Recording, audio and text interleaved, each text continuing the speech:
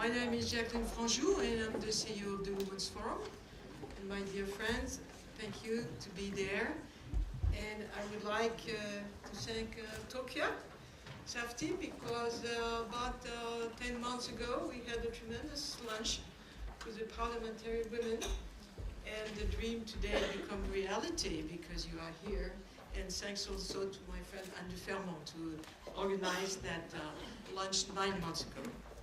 So thank you very much, Safi. And also I would like to thank the European Parliament for welcoming the Women's Forum Brussels and its participants today, which is the first time. I am pleased to be here with you all to reflect and exchange views on a major issue that is now at stake in European politics and societies.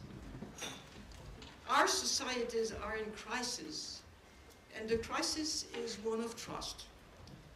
As you know, more than me, there is a deficit of representation of women in European politics, in every European institution. Women are not represented at the level merited by their skills, talents, and rights. I am convinced that the current lack of public confidence in our institutions of leadership is closely linked to the poor representation of women. To solve the crisis of confidence, we need a new model of leadership, one that involves every sector of society, not just one gender, but one social class or one region, but everyone. If Europe is to evolve towards greater sustainability, stronger growth, and social progress, and if it is to resolve the social inequality that we see today, women must be able to take their rightful place. We need women's voices to be heard and women's talents to be deployed so that we can construct a vision of the future that is believable and which inspires trust. I urge you to help us to build a Europe that embodies women's rights and gender equality. Today we are here to help create new confidence in Europe by involving more women in making key economic, political, and social decisions. We should not forget that all issues are also women issues. As half of humanity, women have a right to have the representation, have the space, and have share the voices of the voices raised. We at the Women's Forum and my team for the economy and society, we are convinced that the active participation of women creates or can create a movement of optimism and energy in the economy and society of a region. In all types of society, from fishing villages to mega cities, it is only when the talents and skills of all citizens are freed from obstacles that a surge of growth and innovation can be unleashed. That is our job today. It's a huge job. We are committed to help build and consolidate institutions that are more credible because they are more inclusive and more fair. I thank you very much, and this is the message that the Women's Forum with you, Tokyo, we would like to share.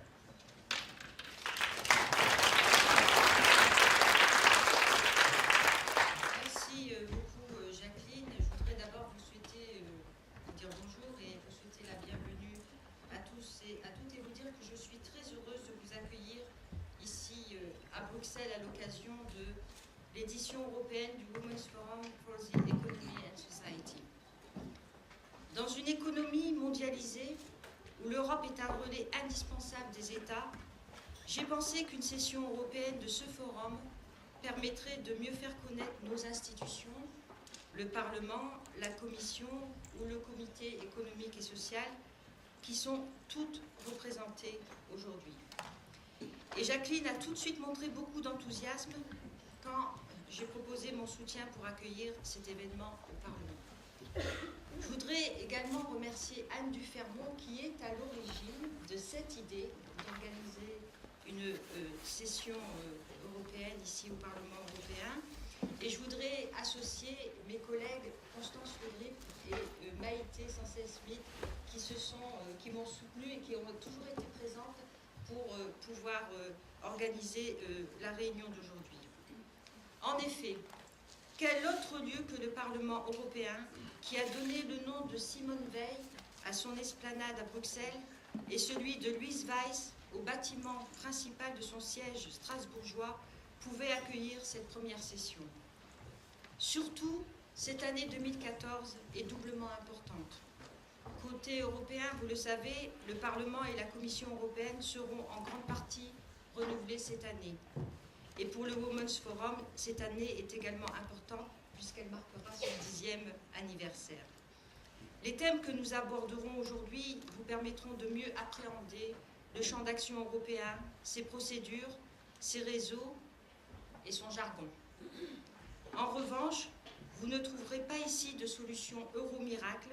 Le plus souvent, nous avons à résoudre les mêmes problèmes qu'au niveau national et nous devons les traiter au regard de 28 cultures et dans presque autant de langues.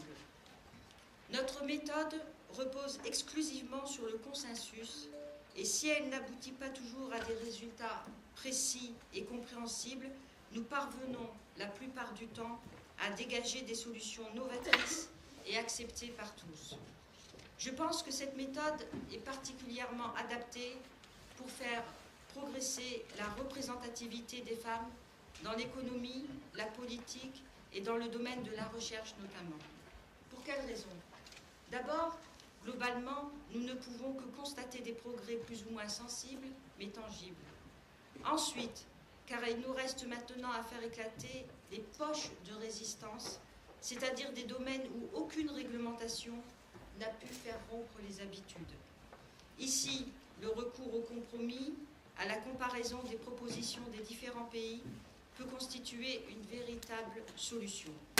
Et il nous reste bien sûr à consolider nos acquis et les diffuser, les promouvoir auprès du plus grand nombre, et nous en parlerons, je pense, en clôture de ce forum.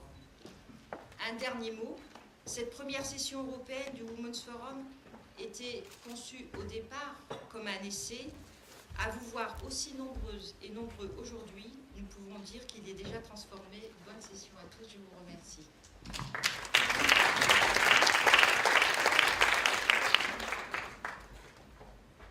Donc le premier panel va s'installer.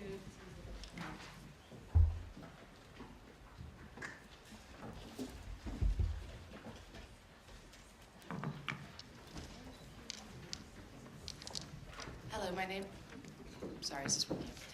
name is Martina Esteves. I'll be moderating the next panel, but before we start with our discussion, it's a great pleasure to introduce Isabelle Durand, who's the Vice President of the European Parliament and who will make the opening speech.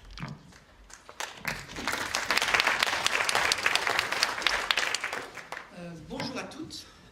Alors je suis assez contente d'être ici parce que je pense qu'introduire une séance de travail qui va parler de la manière dont les femmes peuvent essayer d'apporter des inputs nouveaux en matière d'économie et de compétitivité, c'est très intéressant. D'abord parce que je pense très sérieusement que quand c'est la crise, on se tourne toujours vers les femmes. C'est quand ça ne va pas bien, quand une situation apparaît comme un peu désespérée, quand une institution perd un peu de sa superbe, comme d'ailleurs les institutions politiques, c'est pas le hasard qu'aujourd'hui, heureusement d'ailleurs, plus de femmes ont accès au mandat politique, pas encore assez, mais en tout cas plus aujourd'hui que par le passé, mais c'est aussi parce que la politique a perdu un peu de sa superbe, de son pouvoir, de son lustre. Alors on se dit, on fait appel aux femmes. Mais justement, moi, en ce sens, je suis très fière d'être une femme, et je suppose, et je l'espère vous aussi, parce que je pense que, quelque part, nous n'avons pas vraiment besoin de tous ces signes extérieurs. Nous avons surtout besoin de faire des choses de haut niveau, de tous les niveaux, en les mélangeant, en les croisant, je dirais même parfois en les tricotant, parce que nous pensons, et je pense que les femmes sont en matière politique comme en matière économique, celles qui sans doute détiennent une partie des clés.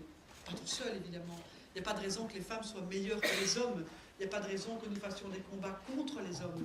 Mais par contre, je pense très sérieusement que nous avons la capacité, là où nous nous investissons, de faire les choses sans doute un peu différemment. Alors je n'aime pas quand on considère que les femmes s'occupent des matières, je dirais un peu secondaires, familiales, etc., etc., les hommes prenant les postes lourds. Ce n'est absolument pas vrai. Et je pense que dans tous les postes, qu'ils soient en politique ou dans le monde de l'entreprise, particulièrement régaliens, particulièrement structurants, ou au contraire qu'ils soient, je dirais, plus dans la finesse et dans la subtilité dans d'autres domaines, je pense qu'à chaque fois, les femmes apportent sans doute une manière et un regard, une façon de faire les choses qui est différente, qui est autre et qui est indispensable aujourd'hui en matière économique. Et pour prendre un exemple, je pense que nous sommes toutes conscientes qu'il nous faut à tout prix créer ou recréer des emplois durables, des emplois pour tous, pour les hommes et pour les femmes, pour les jeunes, que c'est une des questions centrales qui nous est posée dans les 5 ou 10 années qui viennent. Et je m'étonne toujours de voir combien peu de femmes s'engagent de façon entrepreneuriale. Pourquoi est-ce que les femmes ne se lancent pas à créer des entreprises ? Ou en tout cas pas assez. Pourquoi est-ce que les femmes ne disposent pas de la confiance suffisante pour pouvoir lancer des projets ? Je pense que donc nous devons être à leur côté parce que quand elles le font très bien. Et elles incarnent sans doute mieux la multidisciplinarité qui est celle qui est la clé des entreprises qui réussissent. Les entreprises qui réussissent aujourd'hui sont des entreprises qui sortent du modèle de management traditionnel, c'est-à-dire avec des gens bien formés dans les hautes écoles de commerce et qui ont une vision du management bien arrêtée. Je pense que ces modèles ont sans doute, certes, leur pertinence, mais qu'ils ne répondent sans doute plus aux complexités d'un marché du travail qui bouge, de l'évolution technologique, etc., etc. Et donc je crois qu'aujourd'hui, nous devons tout faire pour soutenir et engager des femmes dans le monde entrepreneurial. Elles y ont beaucoup à faire à tous les échelons. Et je prends un petit exemple de créativité. En Belgique, ça s'appelle les mompreneurs. Donc ce n'est pas entrepreneurs, c'est les mompreneurs. Et donc indépendamment du secteur dans lequel elles s'engagent, la manière dont entre elles partagent les coûts, les bénéfices, les difficultés, les économies d'échelle, donne des ailes quelque part à pas mal de petites entreprises qui ne seraient jamais nées s'il n'y avait pas eu ce réseau de femmes qui les ont portées entre elles. C'est d'ailleurs l'occasion aussi de montrer à quel point il y a une capacité, et surtout ce sont toutes des femmes généralement de jeunes mères de famille, donc qui ont tout le problème de garder des enfants, etc. Et donc je crois que vraiment, nous avons toutes, en particulier nous, mais je m'adresse aussi aux quelques hommes qui sont dans la salle, une responsabilité à engager et à pousser à l'entrepreneuriat féminin, non seulement parce qu'il n'y en a pas assez, c'est une évidence, mais aussi parce que l'entrepreneuriat de demain, celui qui fera le 21e siècle, celui qui fera, je l'espère, les emplois de nos enfants et petits-enfants, c'est celui qui sera plus souple, plus créatif, plus multidisciplinaire, mieux ancré dans sa réalité locale ou régionale, mais en lien avec le restant du monde. On n'est plus à l'époque où on se ferme entre soi dans des petites choses closes et très uniquement de proximité. Et je pense que cette approche-là, elle est probablement plus facilement dans les mains des femmes. Et donc je nous invite toutes à engager cette réflexion, pas seulement tout le projet Women in Board, qui est l'idée de développer, d'avoir la présence de femmes dans les boards des entreprises, dans les boards des entreprises cotées en bourse. On doit avoir plus de femmes dans les grandes entreprises, évidemment, et les plafonds de verre doivent être crevés. Mais pensons bien aussi que ce n'est pas uniquement en poussant les femmes dans ces postes-là que nous gagnerons la bataille, si je peux dire, de la création d'emplois ou de la transition de l'économie qui doit être connue en Europe, et qu'on la rencontrera si on encourage aussi les femmes à développer l'entrepreneuriat. Quand je dis entrepreneuriat féminin, j'aime pas, parce qu'on a l'impression que c'est une entreprise de couture, je sais pas moi, ou d'économie sociale, malgré tout le respect que je peux avoir pour la couture ou pour l'économie sociale, alors qu'évidemment, il n'y a aucune raison que ces secteurs soient réservés aux femmes.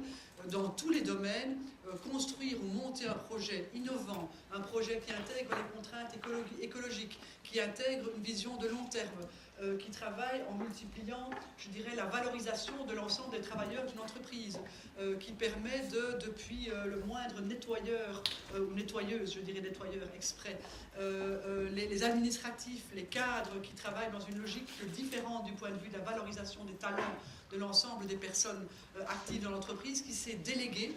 Je pense que les femmes savent mieux déléguer que les hommes, en général. D'ailleurs, elles y sont contraintes, donc je veux dire c'est presque une deuxième nature.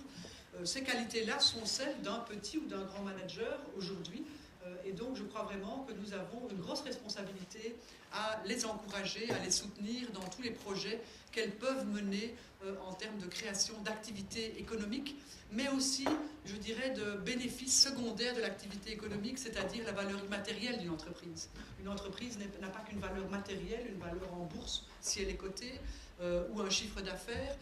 Une entreprise a aussi ou doit avoir une valeur non matérielle, qui est une valeur pour la société à laquelle elle s'adresse, à laquelle elle vend ou elle propose des produits ou des services. Elle doit être quelque chose qui peut être un pôle de développement dans une région, dans une ville, dans un village, un pôle de développement qui attire et qui associe les autorités publiques, les autorités locales, qui mélange, je dirais, la création artistique, la création culturelle. Donc toute cette approche plus multidisciplinaire et plus globale, je pense qu'elle est plus dans les mains et dans la tête des femmes. Et donc je pense que si nous les encourageons plus à travailler dans ces domaines, nous donnons plus de chances à nos sociétés européennes de développer des emplois, je dirais, plus durables, des emplois mieux ancrés, des emplois ouverts à tout le monde, hommes et femmes, quel que soit leur niveau de qualification, et qui poussent tout le monde à être un acteur de la société. Donc je suis convaincue que c'est quand ça ne va pas bien qu'on fait appel aux femmes. Et donc nous avons toutes, à notre niveau, en politique, comme dans la société civile, comme dans le monde de l'entreprise, une responsabilité à prendre quelque part, pas la perche qui nous est tendue, parce que ce n'est pas une perche tendue, franchement, moi je ne le vis pas comme ça, mais à prendre la part qui nous revient naturellement.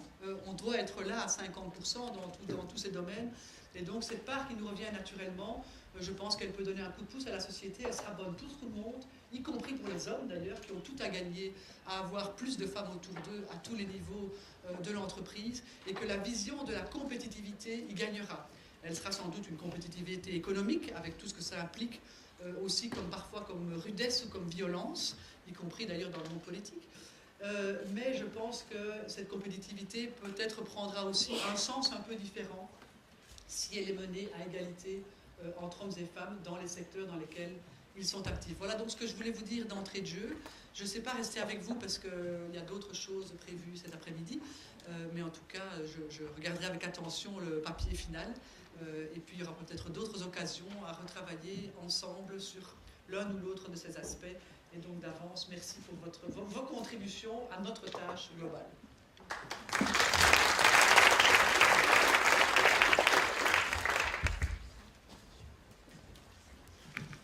Thank you very much for that, quite comprehensive actually, very, very fast introductory speech.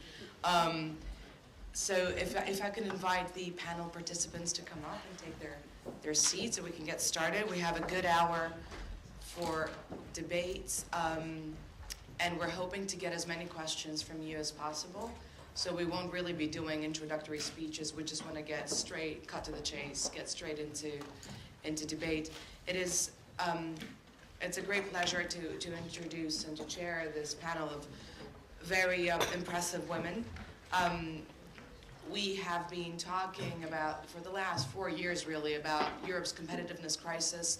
The Eurozone crisis brought to the fore the need for quite deep structural reforms, and perhaps the gender angle in this issue hasn't been explored far enough and as much as it should have been in public dialogue. But we're here to explore that further and to discuss what should be happening on EU but also national level to make sure that there are jobs created and that the European Union returns to growth. So jobs and growth, that's the big headline. Everyone you listen to these days is talking about these two things. And to explore perhaps what women can do, what can be done more by women in that context. So without further ado, I'm very happy to introduce Silvana Koch-Mehren, who's a member of the European Parliament from ALDE, the Liberal group, Charles Leclerc-Spooner, who's a partner at DPPA and a member of the board at Euractiv. Maria Francesca Spatolizano, who is the European Union ambassador to the OECD. And Saskia Van Uffelen, who's CEO at SA Bull NV and a digital champion, which is very, very impressive. I'll just kick off the debate with a question, and I hope that you will join us in asking questions straight afterwards. If I could just get your introductory thoughts so that the audience can get to know you a little better. In terms of competitiveness, what do you think the top issue should be in this new push for structural reforms in the agenda for the European Union and perhaps on a national level as well? Sylvain, if I can start with you. Well, thank you very much, Martina, and ladies and gentlemen, thank you for coming here. I'm happy to contribute to this discussion. Well, the original questions on our panel didn't really exactly have much to do with gender. So, but given the fact that we're a women-only panel here and that this discussion is part of a women's forum, I guess the gender element is a crucial part of it. But my initial reaction to how can we boost the growth, how can we reset the economy, or how can we re-kick the growth in the economy is let's get rid of all barriers for trade. And this is internally in the European internal market. Why do we still not have a very completed, perfected internal market? Why can't we trade for everything with everything the way that it should be without any hindrance? I think this would increase the growth already, and I don't really exactly see a gender component in that, even though you made the point you might want to make again about who is sitting at the table when negotiating. However, and then secondly is, we are an aging society. We become less and less compared in numbers compared to other parts of the world, and that's why one of the many reasons we have many free trade agreements with other parts of the world, which again will have growth aspects then in the EU. So those two big policy areas are EU competencies, so the EU can do something about it. And in my belief, they would create growth and also economic repowering of Europe. Now, just one element to the gender aspect. As I said, that mentioned already that we are an aging society. We are a highly skilled society compared to many other parts of the world. I believe it's an enormous waste and risk that Europe takes by not including the full potential of its society into the labor market. We can see, and these figures have been recited many, many times, more and more university degrees are held by women in areas which are where Europe has special competencies, and then at a certain moment in their career they face this glass ceiling and they know whatever the input that I will make here, the likelihood that my male competitor, not me, is a gender pattern and is not based on competency. That's why many women eventually take the decision to not live up to their full potential in their jobs, but retreat from their careers into other aspects that life has to offer. And I think these are structural patterns that we in politics have to address. Europe can do a bit on that, but social laws and labor laws remain mainly national laws, and from a liberal perspective I might want to add that I think that's good. However, some of the elements that we can do, and I was the rapporteur of my group on the quota legislation for boardrooms, I think these are more symbolic but quite powerful symbolic bits of legislation that Europe can do, which then makes the issue of gender equality in the business world a boardroom issue. It's not about those few hundred or few thousand women who will eventually join the board. It's about the whole discussion and the dynamics that are started by a legislative piece like that. I don't want to take up too much time, but thanks for giving the floor. That's great. Before I get told off, it would be amazing if people tweeted their thoughts, questions, etc., and they can be all aggregated by using a hashtag, which is basically the acronym WFEU14. So if you want to tweet about this panel, please add this hashtag. It's quite brief, WFEU14, so they can all come together. Thanks so much for your introduction, Silvana. And indeed, Sharon, you have some thoughts on trade and on the style of negotiation. If you could touch on that. Thank you. Indeed, I'm glad that you made the point that it's extremely important to complete the internal market, and that the EU's main role, I mean not main role, but a critical role for being competitive is in its role in trade negotiations. We live in a global economy. Everything that you touch, that you wear, it's come from many countries, not just one, many parts of the globe. And so therefore we need to recognize that and change the approach to legislation and to negotiations, to dealing with other countries outside of the EU, so that we get the world that we want, not the world that we don't want. And it strikes me that there's a need to change the approach with which the EU and the US, I've been chairing the Trade Committee of the American Chamber of Commerce to the EU for 6 years, so I've been dealing a lot with both the US negotiators and the EU negotiators, and both have the same problem. Both think that they've got the answer, that they've done it before, that they know how to move forward, and what are we going to do now? We have two big bulls negotiating with each other. And if they maintain the same old tactics and approaches, which is to win over the other one, to get the other to say, yes, we agree with what you do and we're going to adopt it, because of course the EU in many of its negotiations with neighbouring countries, it's about getting those countries to adopt the EU acquis, which makes a lot of sense. And it makes a lot of sense when those countries, especially when they came out of the former communist system, needed to actually adopt wholesale new legislation. But with the US, we're in a completely different ballgame. The US has a fully developed economy, democracy, regulations. When you go to the US and you drive a car, you feel safe, you eat the food, you feel safe. When you're in the EU, you drive a car, you feel safe, you eat the food, you feel safe. And yet, both sides seem to think that the other side has got much lower standards, is about to destroy everything that we built up through our democracies, and therefore these negotiations are problematic, and each of the negotiators has to try and get the other side to agree and capitulate to their side. If we go ahead like that, it's not going to go anywhere at all, and we're not going to progress the economy, because to progress the economy and our social well-being, we need to get rid of the petty bits of the legislation, of which there is so much. You know, saying that in order for the car to be safe, you have to have the bumper done in this way. I mean, no, you don't. You need a bumper that solves the problem, you know, that protects you in an accident. We don't give a damn about how the bumper is actually formulated. And so, you know, there's a lot of these little things, and there are thousands of them that we can get rid of through coming together and saying, well, what's the objective? The objective is that it's safe. So, how are we going to get there? Can we just recognise that the other side's legislation works? Should we be converging?